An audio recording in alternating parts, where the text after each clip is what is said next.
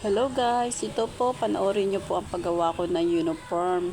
Ito po yung uniform ng pambabae. Ang collar po niya ay baby collar. Ayan po. Ginagawa ko po ngayon ay nagpe-prep po ako ng collar. Prep po muna bago po ako magbubuo ng body. Ayun naman po ang ginagawa ko ay naglalagay po ako ng 1/16 sa gilid ng collar. Kasi po, sabi ko nga, kapag may curve, kailangan pekete at saka iwa 1/16 para po kumorte yung pinaka-curve niya. Ayan po, o di po ba? Saka lalagyan natin na i-close na natin para hindi siya gumalaw-galaw pa. Ayan na po, diyan. Ayan na po ang collar. Ngayon naman po, ang gagawin natin ay manggas. Magpiprep po ulit din tayo ng manggas.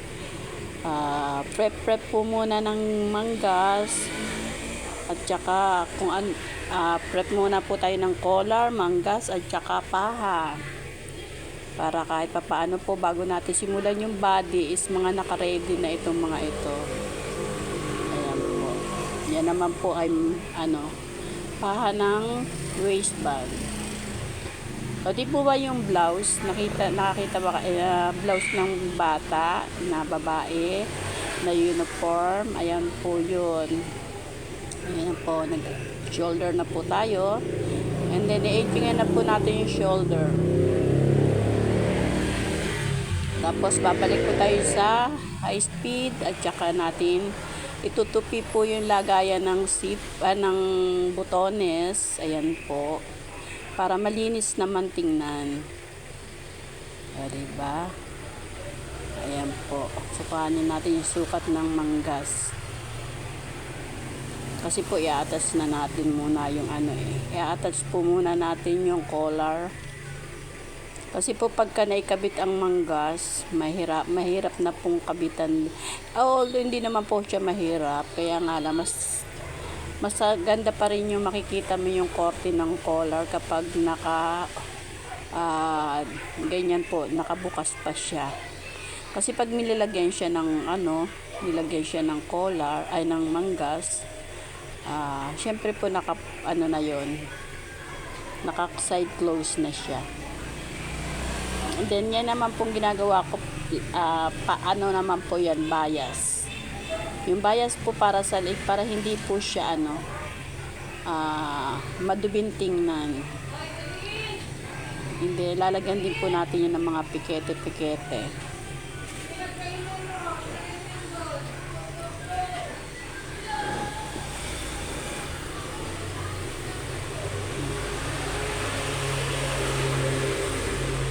Ayan po. Tapos pikete-pikete and then saka uli po natin yan idadapa.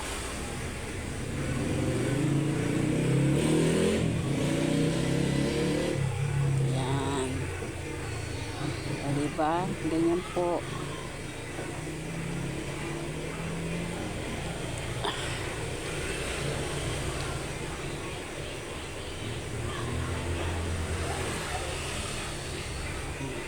Marami po salamat sa mga lahat ng aking mga followers, viewers, at sa mga silent followers. Maraming po salamat sa mga support na ginagawa niyo po sa aking mga videos. Maraming po salamat.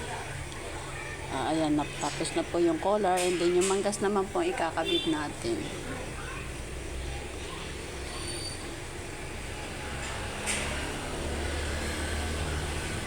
Ayan po ang pagkabit ng collar. Dapat po yan sinide close ko na. Kaya lang tingin ko parang malaki yung manggas. Kaya open ko siyang binuksan. Ako kasi sa mga ginagawa ko po, sa side close po muna ako ng both side. Para kaya lang parang nalalaki ako sa manggas. Ay kung try nga ikabit muna siya. Diba? Ayan po.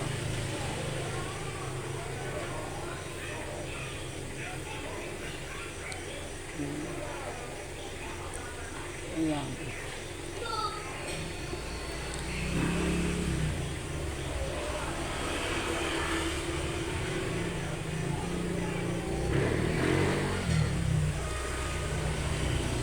may mga tricycle. Maingay po ang motor dito sa amin. Gawa ng tabi po kasi kami ng karsada.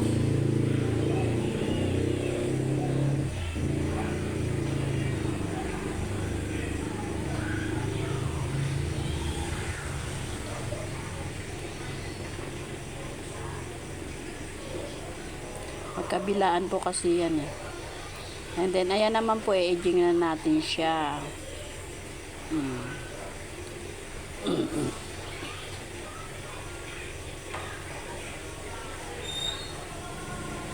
Then, balik naman po tayo sa high speed para ikapit naman natin yung paha.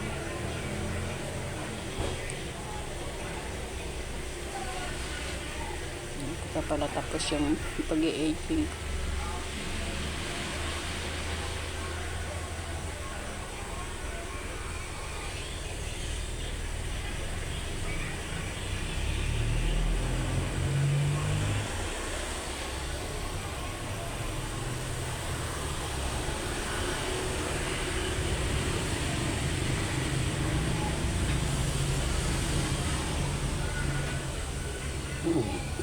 So, ayan naman po, ang gagawin natin ay maglalagay naman po tayo ng paha.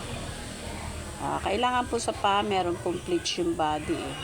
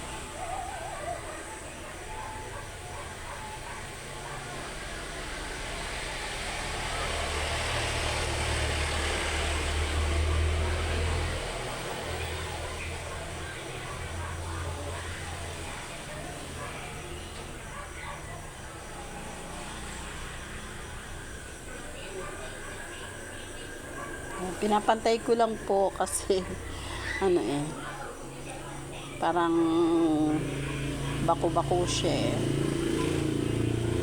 Ayan, kapit na po natin yung paha. Yan pong paha natin ay ano yan eh, 2.5 inch. Kasi po gawa po yan ng, meron po kasi siyang botones sa paha.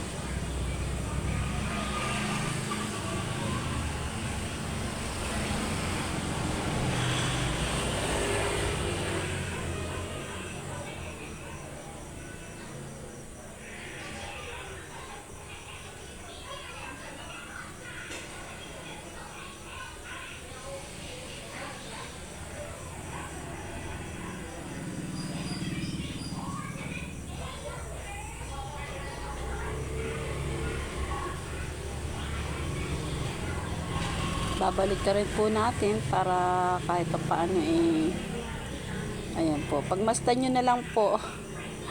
Hindi na mapakwento eh.